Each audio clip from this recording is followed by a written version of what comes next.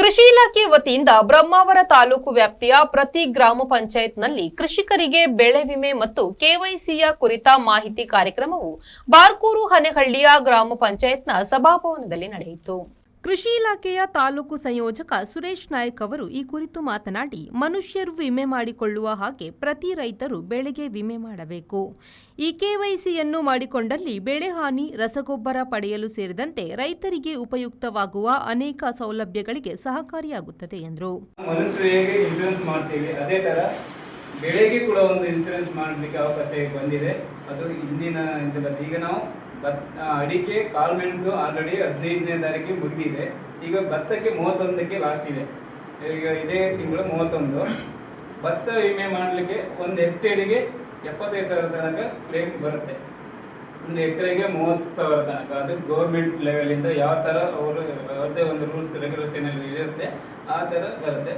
ಒಂದು ಎಕರೆಗೆ 611 ರೂಪಾಯಿ ಕಟ್ಟಲಿಕ್ಕೆ ಬರುತ್ತೆ ಭತ್ತಕ್ಕೆ.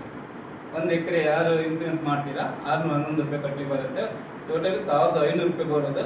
ಒಂದು ಉಳಿದ 611 ರೂಪಾಯಿ 10% ಸೆಂಟ್ರಲ್ ಗೌರ್ಮೆಂಟ್, 10% ಸ್ಟೇಟ್ ಗೌರ್ಮೆಂಟ್ ಭರಿಸುತ್ತೆ.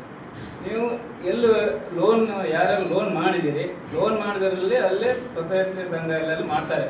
ಅವರು ನಿಮಗೆ ಖುದ್ದಾಗಿ ಫೋನ್ ಮಾಡ್ತಾರೆ, ನೀವು ಹೋಗಿ ಮಾಡ್ಬೋದು.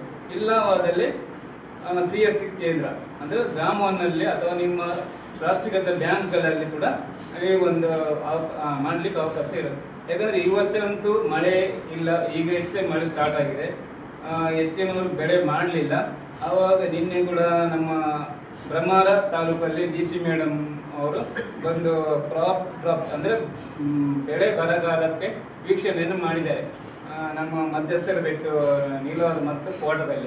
ಹನೆಹಳ್ಳಿ ಗ್ರಾಮದ ಅನೇಕ ರೈತರು ಮತ್ತು ಆರ್ಟಿಸಿ ಹೊಂದಿದ ವ್ಯಕ್ತಿಗಳು ಕಾರ್ಯಕ್ರಮದಲ್ಲಿ ಆಗಮಿಸಿ ಆರ್ಟಿಸಿಗೆ ಈ ಕೆವೈಸಿಯನ್ನು ಜೋಡಣೆ ಮಾಡಿಕೊಂಡರು. ಆತ್ಮ ಯೋಜನೆಯ ಸಹಾಯಕ ತಾಲೂಕು ವ್ಯವಸ್ಥಾಪಕಿ ಅನುಷಾ, ಹನೆಹಳ್ಳಿ ಗ್ರಾಮ ಪಂಚಾಯತ್ನ ಕೃಷಿ ಸಖಿ ಪೂರ್ಣಿಮಾ, ಸಂಜೀವಿನಿ ಸಂಘದ ಚಂದ್ರಾವತಿ, ಜ್ಯೋತಿ ಇನ್ನಿತರರು ಹಾಜರಿದ್ದರು. Bureau report TV4 news Brahmavar.